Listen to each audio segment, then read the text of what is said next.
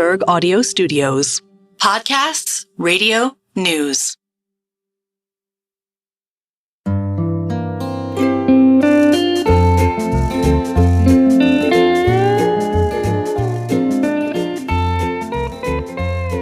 Hello and welcome to another episode of the Odd Lots podcast. I'm Tracy Alloway. And I'm Joe Weisenthal. Joe, every once in a while, I think it's a good idea to pause and consider everything that's happened in the market and how it actually matched up to initial expectations.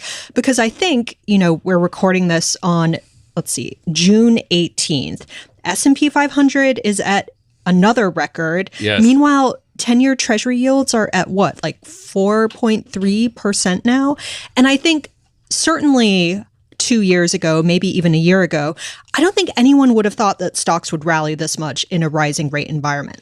No, I think this has been, the middle of 2020. I'm starting to lose track of the years. Parts of 2022, obviously, the stock market was total dead money. And going into 2023, I think there was a lot of pessimism, recession. And that would have been like, well, yes, this is what we expect when we get a rising rate environment. Stocks go down, the economy slows, and maybe a recession happens. And then the market turned around. The economy continued to boom, but it's not like they cut rates or anything. And in fact, the main story has been that rate cuts keep getting pushed further into the future, rate cut expectations. Yeah, absolutely. But despite the record in the S&P 500 and all these, we keep talking on the podcast about all the lines going up and the right. Yeah. And there are a lot of them at the moment. There's some nervousness in the market definitely. right now. I think that's fair to say. So you see a lot of people, for instance, talking about the lack of breadth in stocks. Yeah, look, if you're an S&P 500 index fund holder, then there's a lot of conversations you just turn out. Someone's like, oh, there's lack of breadth. It's like, yeah, whatever, man. My ETF is up 15% through the year. I'm happy with that. That's pretty great no matter what. But if you're an active manager, you want to beat the index, if you're worried about durability, you might notice the fact that if you strip out a few really big tech stocks like NVIDIA and a few others, the returns are much worse. And so that raises all kinds of anxiety. Is this entire thing just sort of hanging on endless demand for chips to run AI models? Absolutely. So today, I am pleased to say we do indeed have the perfect guest. I said in the intro that almost no one would have expected stocks to be where they are. This person did expect stocks to be where they are currently. This person is one of the few that I can think of that has basically called a lot of the market right over the past year or two. So probably someone we should talk to. Yes, absolutely. So we are going to be speaking with Tom Lee. He is, of course, the co-founder and head of research at Fundstrat Global Advisors and FS Insight. Tom, welcome to the show. Thank you very much. So I know you're sometimes described as an Uber bull. Is that a fair characterization of how you feel about markets? I think that label is not reflective of how I feel about markets. I think that label is generally used by perma bears who've been perma wrong, and it's a cheap shot taken. Okay, but I get that it sounds like a cheap shot, but on the other hand, Uber bulls or perma bulls historically have 100 years of lines going up and to the right on their side. So my view when I hear someone being described as a perma bull is, oh, this is someone who, except for 5 minutes here and there in 2020 and 2009, is perma-correct. Yeah, I'd say so. I think people don't live in those longer time frames. In the day-to-day, people live as if this is a street battle, and the label Uber bull is like someone, well, you know what?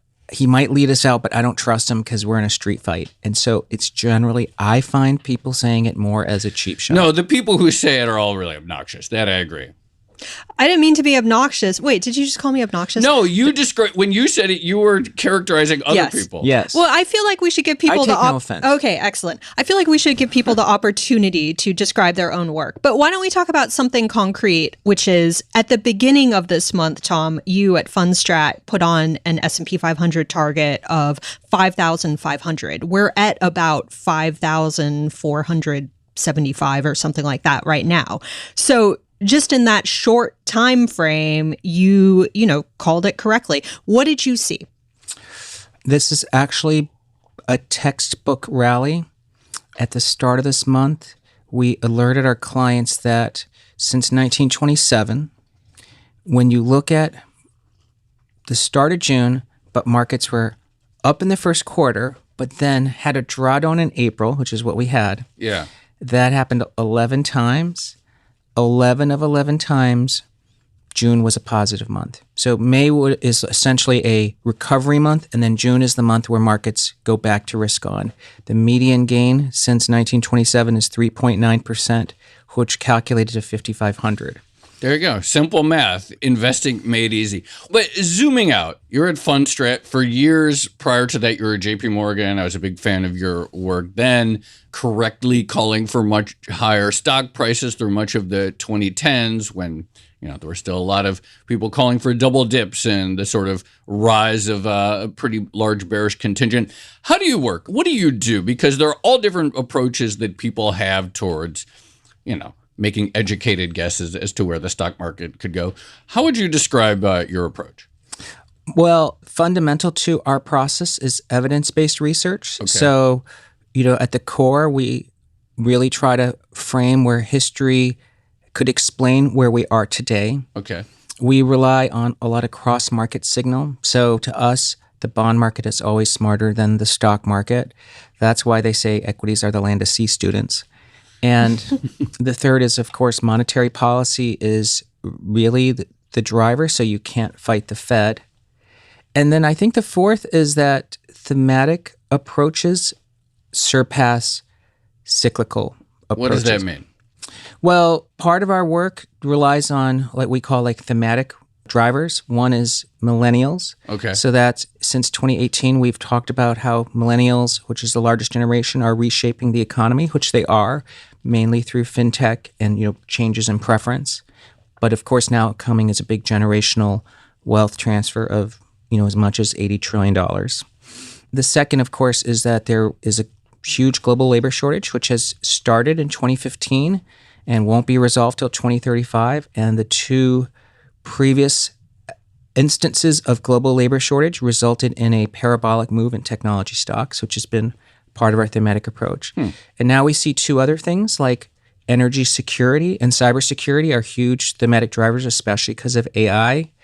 And so this grounds our work. We not only use it to judge markets, but we use it to build our Granny Shots core stock portfolio, which is a thematic portfolio, picks the strongest stocks within each theme. And that has outperformed every year since 2019. I'm trying to think how to phrase this question, but what do the strong themes mean for the overall market? Because I think everyone would agree that stuff like AI is interesting and promising, maybe a little overhyped at this point, but you could make the argument that there is potential there. And yet, we've seen the S&P 500 as a whole go up, and there is that argument over breadth. Like, how much of this is purely AI and the stuff that people are getting excited about versus general optimism about the market? Well, if I look at the stock market, I think it is playing out with all the things you just mentioned, because the groups that are affected by high and tight monetary policy have really lagged, whether it's the regional banks or industrial multiples are being suppressed. And we know that the spend and actually now some of the synergy coming from AI is driving not only the producers of AI like NVIDIA and some of the software companies, but and many of the companies that are leveraging this for revenue growth. So I think it is playing out. But overall, I think it's on balance a healthy economy because companies are generating good earnings growth and the labor market has come back into balance and consumers aren't highly levered, which is really the big deal. Because to me, when consumers can't borrow more money because they've borrowed too much, that's really when the economy hits the tipping point. When it comes to consumer balance sheets, just on this, what do you look at when you say, okay, the consumer is not high levered? I always see discussions like, oh, excess savings gone. People look at total credit card debt. Yeah. What do you look at? Well, I think the gold standard is still the debt service ratio, which the Federal Reserve puts a lot of time into and employs a lot of economists to build a fair view. And the debt service ratio today is still under 10%, which, for instance, before this decade, you'd be in a sort of peak consumer borrowing at the 14 to 16% level. So consumers can, if interest rates don't move, they can borrow 40% more money. I think the cash excess savings is a spurious argument because I don't remember it in my 30 years people saying consumer cycles turn when their excess savings is gone. I mean, that's not really been how the business cycle works. You mentioned 30-year career just then, and I realized I'm kind of unfamiliar with you other than at Fundstrat. Can you maybe give us a recap of what you've been doing for 3 decades? Yes, I've essentially had the same job for my entire post-college career. I started off at Kidder Peabody in the early 90s. One of my old bosses was at Kidder Peabody. David Dwyer? No, someone else. Okay. Anyway, sorry, keep going. Yeah, I got into stock research at that time, and I was working at the sector I was assigned to was wireless. So the first 14 years of my career arc was as a technology analyst covering the wireless industry, which, again, for my clients, many of which I still have from those days, no, I'm not an uber bull because there were many times I had sell ratings on stocks, but it's not fun to be telling people to short a stock that they own. That's when they're very angry. And then in the 2000s, wireless was consolidating, and I wanted to find some other things to do. So I started to do some work on bankrupt stocks because many wireless stocks went bankrupt. I did a whole piece called The Chapter After Chapter 11, where I looked at over 2,000 publicly listed bankruptcies. I used our Mumbai team, or at the time we called it Mumbai team, at JPMorgan, and we went through all these filings and we found that stocks that emerge from bankruptcy do well. So we had a whole strategy around buying bankruptcy stocks. And then JPMorgan asked me at the time if I wanted to become the small cap strategist on top of wireless. So I had 2 jobs. I ranked in both categories. And then in 2007, they asked me if I wanted to become the chief equity strategist, which I've been doing ever since. Oh, nice. And started Fundstrat 2014. So this is our 10th year. Oh, congratulations. Congratulations.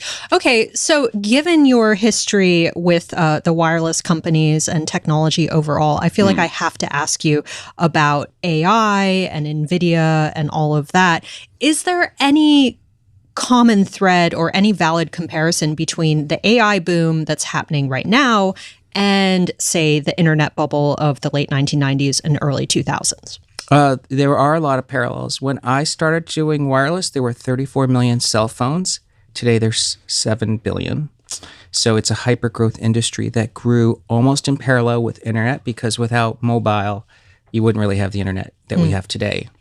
In the early stages of that growth, so when you look at penetration, Wall Street always underestimates the importance of the technology. And part of it has to do with it's a generational lens. Every new technology is adopted by a young cohort, people in their 20s, teens, or even 30s. But most people on Wall Street are in their 40s or 50s. So they're one generation removed. I remembered when our PC analyst at Kidder said, why would you have one computer per household, or even more than that, because they're $2,500. And I know when cell phones first emerged, people thought it was a yuppie toy and it was going to be only for people who make $75,000 a year. But what I learned as a wireless analyst was teenagers and young kids, especially in Europe, were using cell phones. So I used a vintage model saying that if 100% of teenagers have a cell phone, by the time they're 60, the penetration rate should be whatever it is. That's like AI. The adoption rate for AI is staggering, but the use case is important because there's a labor shortage. So to me, I think it's very likely we're underestimating how much revenue all these companies will make. I can give you some simple math. Yeah, please. The global labor shortage by the end of this decade is close to 40 million worker equivalents. And that's $3 trillion of wages. Okay. We're turning labor cost into into tech automation, of which we know today 80% is hardware or silicon. So does that mean whoever's supplying the chips might have a $2 trillion revenue? Probably. And right now, the largest share of that would go to a company like NVIDIA. So if NVIDIA is $100 billion in revenues now, what is, by the end of this decade, is it $800 billion, $1 trillion revenue company? And then what should we discount that rate at? I'd say there's probably a lot of upside.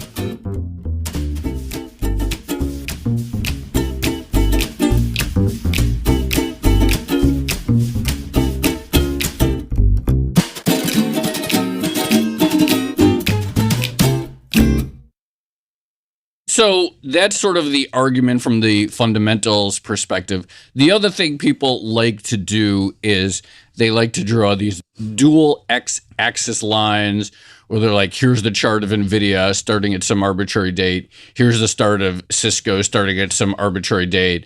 And they line up the peak so that the peak always happens to be right now.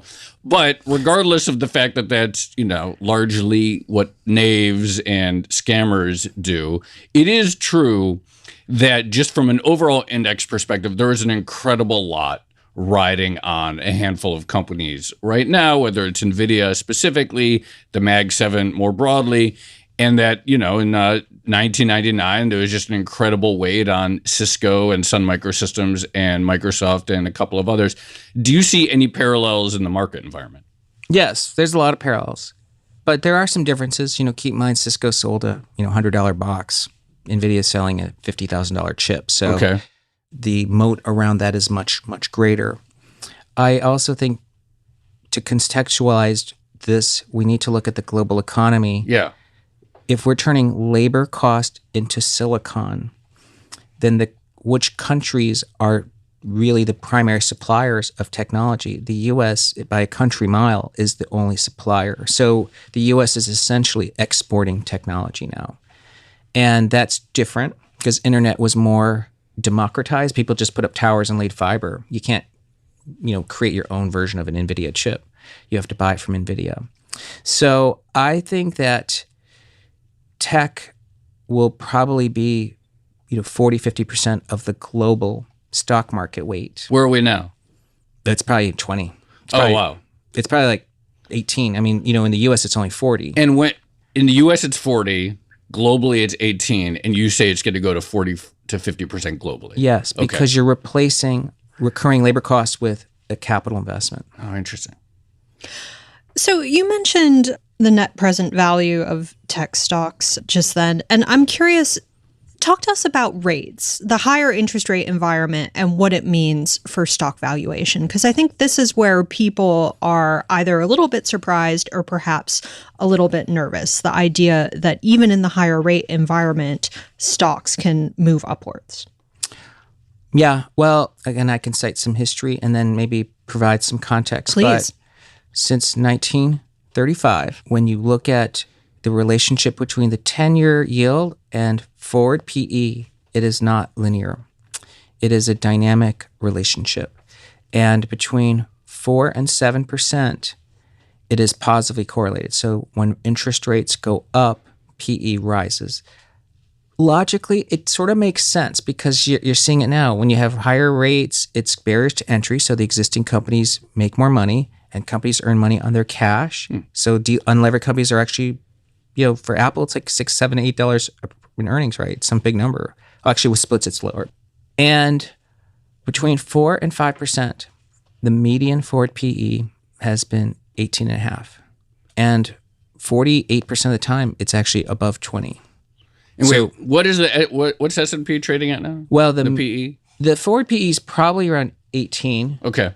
But the median forward PE is 16. What should we make of the fact that a lot of the market is not doing well? So again, for those of us who are just like the boring, put it in an index fund investors, amazing year, but there are big chunks of the market. The Dow is only up 2%, I know, or something like that. What should we read? Does it say anything that so much of the market is doing pretty, I guess, mediocre this year? I think it speaks to a lot of things. One is the market is starved for cash. I mean, there's $6 trillion cash on the sidelines. FINRA margin debt is like 20% below where it was in October 2021. So there isn't a lot of money sloshing in the stock market. I know it's weird because we're at record highs. Yeah. So if there is money actively trading, it's just buying the high volume sectors, which is tech. From a rates perspective, and I kind of mentioned it before, like the groups that are hurt by tight policy have really been sucking wind. So I think if monetary policy eases or people are more convinced of it, then breadth expansion is going to be pretty fierce later this year. What is your outlook for rates at this point? Because you mentioned the strong consumer earlier, but on the other hand, we have seen a little bit of weakening in the labor market. We have seen CPI start to soften, although there's a lot of debate over whether or not that's going to be a durable trend. But what are you seeing? Well, I think inflation, if we looked at historically how people looked at inflation, whether it's the surveys or ISMs, inflation's under control. Because, like, for instance, the ISM services manufacturing, the prices paid component is below the long-term average right now. So at 57, people think 57 means price going up. That's not true. It's averaged like 58 since inception. So actually, price trends are below where they have been. I think people aren't using history to understand where we are now.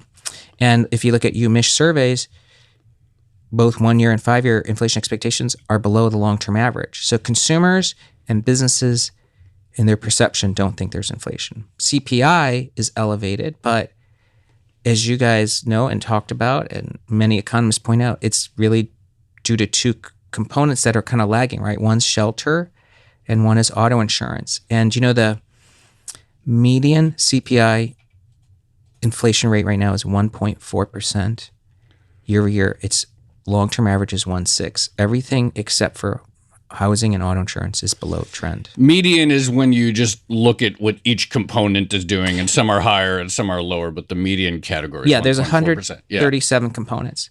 Another way to look at it is what percentage of the basket of CPI equal weight is below their long-term year-over-year growth rate. So take each component and just say, where does it sit?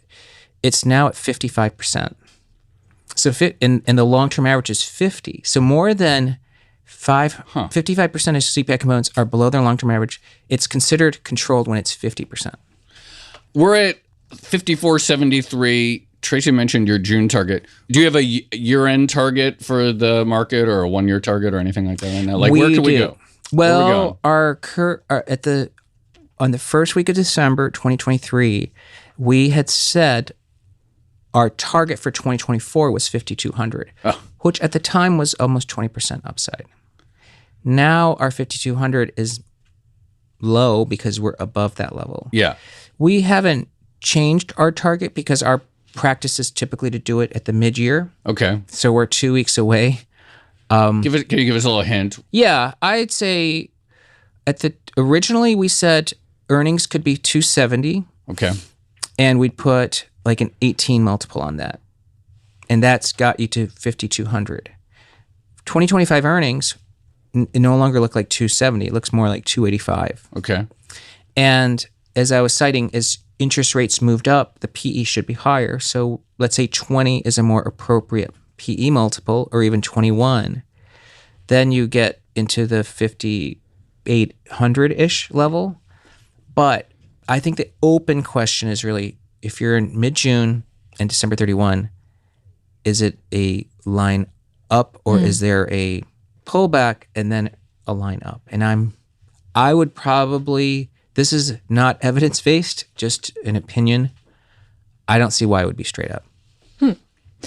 Here's something I always wanted to ask an equity strategist, but when you're coming up with the price targets, do the specific numbers actually matter for your clients, or are they mostly interested in the direction, the overall direction, like line go up, line go down?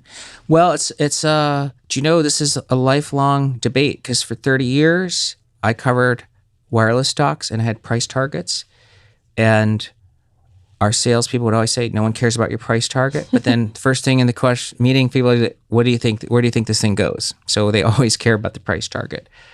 I don't really value people's price targets, which is 10% above where you are now. Because to me, that's like staying in the middle of the lane, and you can't make clients money. So whenever we did stock research, we always had to build a base case on what we think could happen and then discount it at what we think is a reasonable rate. A lot of our price targets seemed really crazy when we did wireless. I remember I upgraded, you can timestamp it, I actually show you, Alamosa Holdings at 21 cents and it went to $22. My price target was not 30 cents, it was $12 at the time. And we upgraded Western Wireless at $1.74. our price target was $25 and it ended up going to 40. So I think we try to look at a normalized situation, and in a normalized world, if this is a normal S&P cycle, okay, following demographics, I could provide a chart later. S&P should be potentially 15,000 by the end of the decade. I'll take it. Yeah, so to me, that's the more, as you move into longer time frames, that's probably where I think we're moving towards. Can we title this episode, Tom Lee, why S&P could go to 15,000 by 2030? Is that cool? Sure. Okay. We have many charts to explain that number. Oh, you should send them to us. And we'll post include some them. of them. Yeah, that would be great.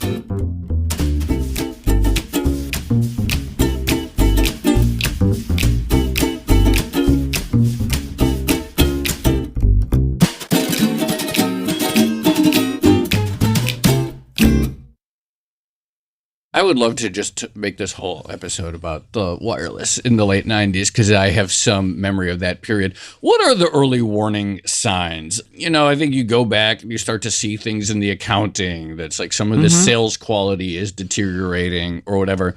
And I guess when people look at whether it's the Mag 7 or NVIDIA specifically, or some of these other companies that are clearly just benefiting from this tremendous CapEx cycle, they're like, well, they want to look at the signs. And granted, I know you see a long runway because we're part of this labor to silicon transition. But just even thinking about late 90s, what were the sort of signs that a company might suddenly not be able to live up to the hype? And what are the types of things people should look for? Yes, I can cite many. I'm not citing them in the order of importance. Sure. The first is I remembered when investors suddenly said our price targets weren't adequate. So I remember putting a buy rating on a stock and it had 25% upside. And they're like, Tom, I can make that in a week. And it was at a time when many people in the markets were famously making $30,000 stocks when they made $10 million in a month. I mean, there were many people I was working with that were realizing trades like that. The second is when analysts have to suddenly shift discount rates to a level that removes all risk. So the CLEX, for instance, you had to apply a 5% cost of money, and you assumed everybody was paying market rate for fiber. I mean, that was not possible, but you had to fudge it. The third is capital markets. There was so much investment banking activity. There's no investment banking and IPOs right now. I mean, it's a paucity of it. So I don't think you could say there's a bubble even in the next 2 years because there aren't tons of AI IPOs. There was so much IPO activity. I think it was, the numbers were staggering. It was 40 or 50% of all IPOs were tech IPOs back then. It was some crazy number. And there were dozens in a day. Yeah, that's right. And they all were doubling or tripling. Wait, but is there an argument to be made that in the current environment, there's less incentive for companies to go public? I mean, we talk about the amount of VC money, the amount of money floating around in private credit. Is it possible that, the money is just private versus public? That has been a change now. If you look at the Preqin database, there's more privately held companies than publicly listed, but every company needs an exit.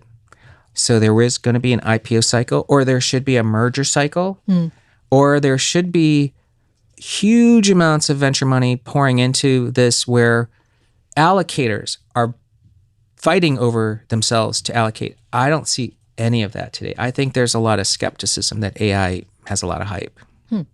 Wait, but I did see, this is a headline. Again, we're recording this June 18th. This is the headline that ran on the Bloomberg terminal about an hour and a half ago. Steve Cohen's .72 readies new hedge fund targeting AI stocks. Steve Cohen is seeking to raise about $1 billion for a new stock-picking hedge fund focused on artificial intelligence. According to people familiar with the matter, the fund will bet on or against AI hardware, blah, blah, blah. It looks like the emergence of some vehicles, perhaps where people just want to play this theme in some way or another. Yes. So maybe it's starting. I wouldn't consider that a late. I would never consider firms like Co2 or .72 as late cycle signals. Yeah, fair enough. To me, they're probably the front edge of that. Outside of technology, stocks more broadly or the economy more generally, what would make you nervous? What would you watch out for as your bear signal?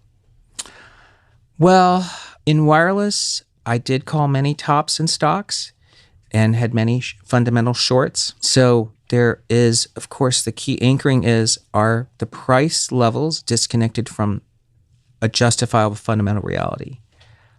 I mean, I don't think so. I think if we have PEs of 100 for a mega cap stock, maybe that's something to question.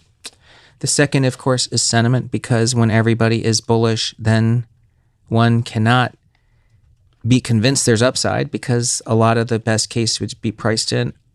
We at Fundstrat don't find most of our clients are bullish. Most of them are skeptics, because many still don't feel October 2022 was a complete bottom, because markets have since risen while the Fed has stayed tight. Most people cannot sleep at night with that notion, and they want to see how stocks react to the first Fed cut.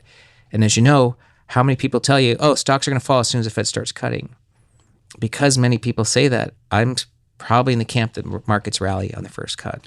I'm curious. Sentiment is always one of those things that strikes me as easier to talk about measuring than actually measuring. And you cite some of the conversations you have with clients.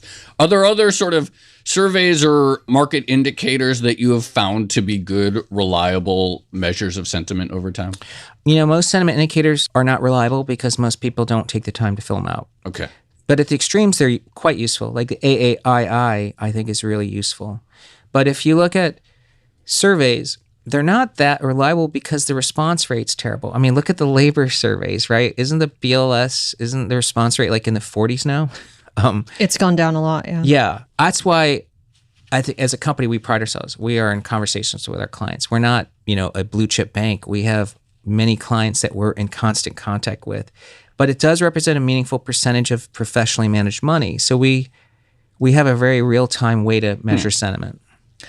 Can I ask about Bitcoin? Because in addition to getting the bull market of recent months and years correct, the other prediction that you are known for is bullish calls on Bitcoin.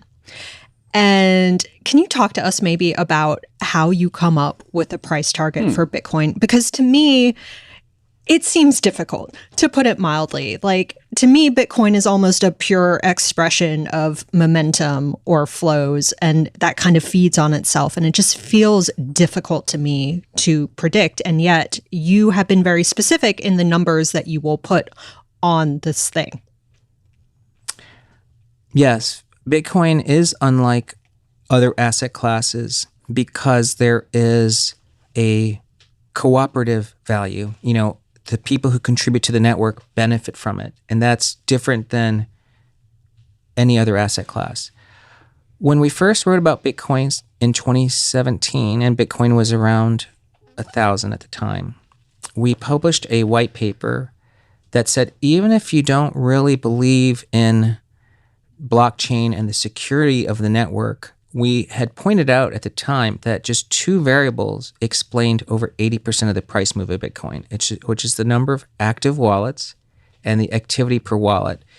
And at the time, we made a simple projection. We said that in 5 years, so by 2022, if the number of wallets went up by 70% and activity per wallet went up by 40%, Bitcoin would be 25,000 by 2022.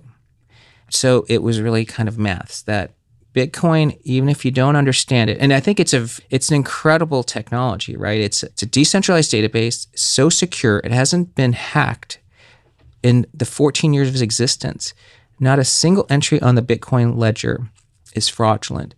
In that same period of time, 6% of all bank ledger activity is considered suspicious by the FDIC. But today, if you look at any time interval and say how much of the price move is explained by wallet change and activity per wallet, it's still over 80%. So to me, Bitcoin's price in the future will be depend on how many people further adopt it and whether activity on the network will grow.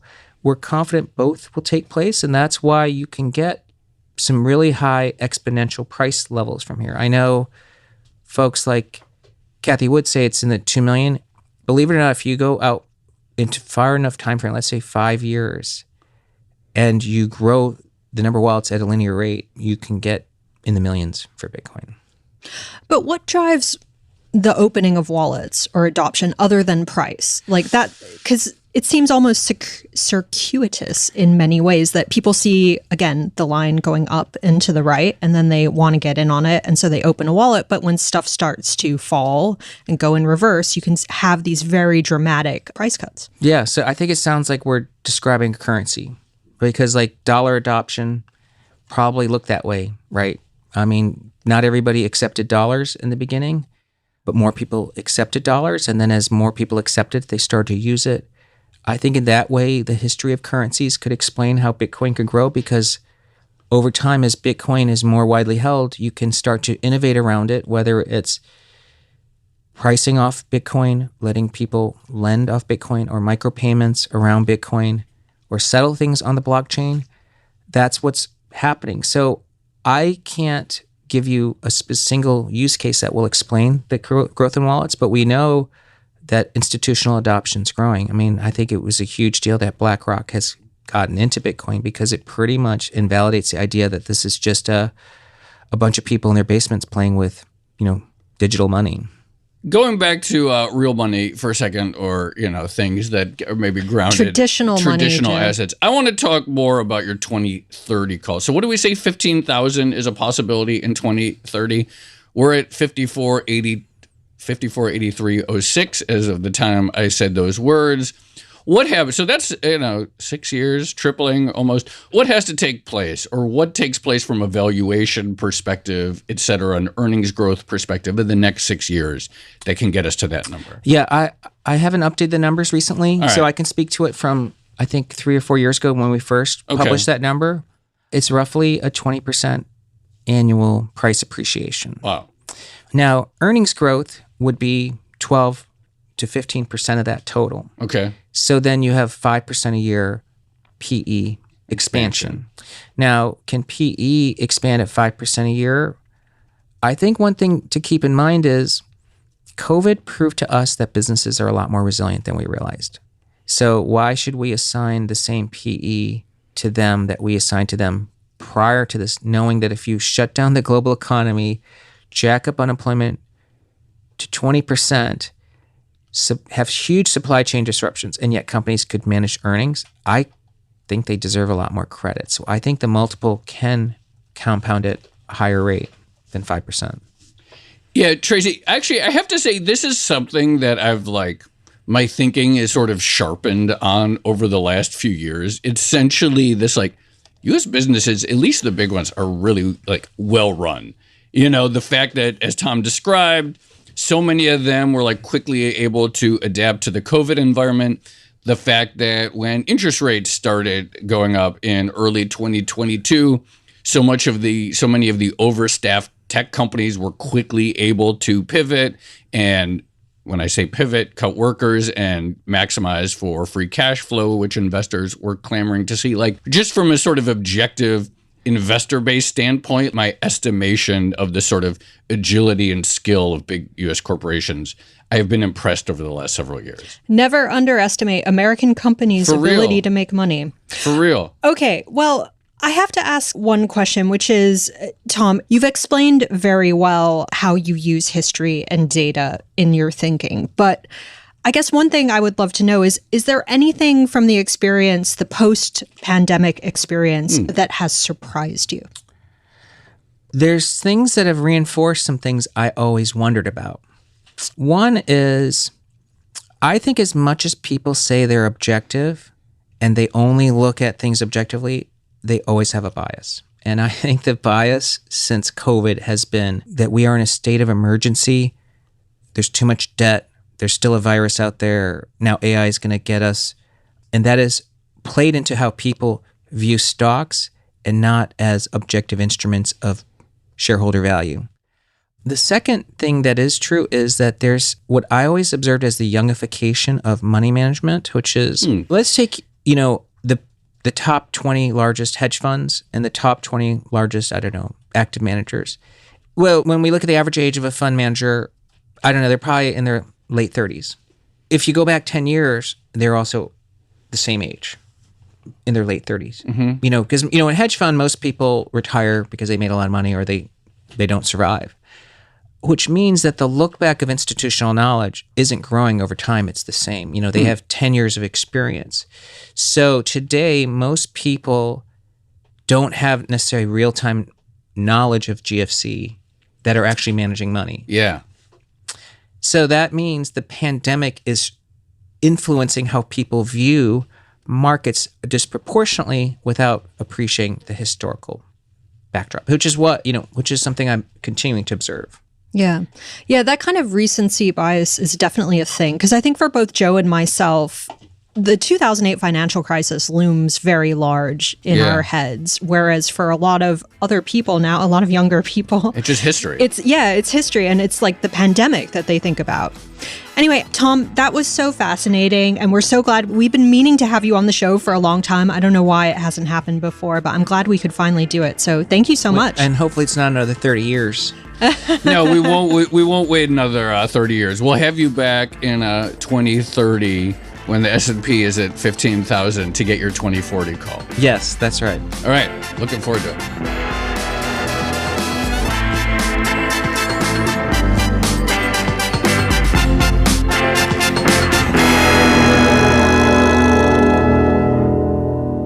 Joe, that was really interesting, particularly hearing about Tom's experience as a wireless analyst in the early 2000s. And I got to go look up that bankruptcy research project that he mentioned, because that sounds interesting as well.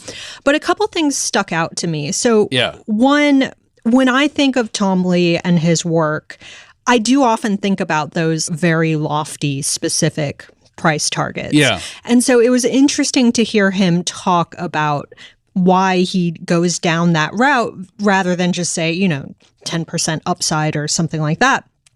And it kind of makes sense. Like, I guess that's a point of differentiation for him versus another equity strategist. No, totally. It's interesting that there is this perception, it's like people just want to know whether things are going up or down, which is sort of my standpoint. But then in the conversation, everyone's like, yeah, so what's the price target, even though that's notoriously hard to predict? Well, I guess we can see it in this conversation as well, because we will probably title this episode, Tom Lee sees, what was it, the S&P 500 at 15,000 in 2030. Yeah. There's a lot in there. Like I said, I could talk about, late 90s wireless bubble stuff all the time. Go on, Joe. I know you want to. It never gets boring. On the flip side, I have been thinking about this a lot, which is just that the financial crisis really is fading into what I would call like capital H history as just something that is, for you and I, it feels like in many respects, we're still living in the aftermath of that event and decisions that were made and policies that were put in place in that aftermath. And you and I could talk forever about how they still inform the markets today, I think in profound ways. But I don't think that's the case for a lot of people thinking about markets. It's literally something that, might as well be the Great Depression or the 1950s or the Vietnam War or any other period that just feels like something you learn in history books, but, you don't think about as applying to your day-to-day. Absolutely. The other thing that stood out for me was, I guess, the connection between valuations and rates. And it does feel like maybe there is a growing recognition that you can have an environment where companies continue, to your point earlier, to make money even when treasury yields have doubled. That, empirically, that seems to be happening. It's also interesting. I hadn't heard. So there is the fact that if you're one of these cash-rich mega caps, then higher rates also just directly add to your earnings because you don't have debt. But then the other element of higher rates as a moat that then makes new entrants more competitive is a really sort of interesting idea, the sort of higher rates as this centralizing force for those who already have capital and this penalizing force for those who don't, is interesting. And then also, as Tom pointed out, capital markets activity. And one thing that we haven't seen with AI is just this sort of endless train of AI-related companies coming to the market to grab people's wallets. And maybe because there's not that many good ones out there, but for whatever reason, that aspect of the boom has not materialized. Yeah, although I suppose, maybe it's only a matter of time, or maybe, as we were discussing, more of that activity is just taking place in private markets now. I guess we'll see in a year or two. All right, shall we leave it there? Let's leave it there. This has been another episode of the Odd Lots podcast. I'm Tracy Alloway. You can follow me at Tracy Alloway. And I'm Joe Weisenthal. You can follow me at The Stalwart. Follow our guest, Tom Lee. He's at Fundstrat. Follow our producers, Carmen Rodriguez at Carmen Armin, Dashiell Bennett at Dashbot, and Kel Brooks at Kel Brooks. Thank you to our producer, Moses Andam. For more Odd Lots content, go to Bloomberg.com/oddlots, where we have transcripts, a blog, and a newsletter. And you can chat about all of these topics 24/7 in the Discord, discord.gg/oddlots. And if you enjoy Odd Lots, if you like it when we talk price targets with Tom Lee, then please leave us a positive review on your favorite podcast platform. And remember, if you are a Bloomberg subscriber, you can listen to all of our episodes absolutely ad-free. All you need to do is connect your Bloomberg account with Apple Podcasts. In order to do that, just find the Bloomberg channel on Apple Podcasts and follow the instructions there. Thanks for listening.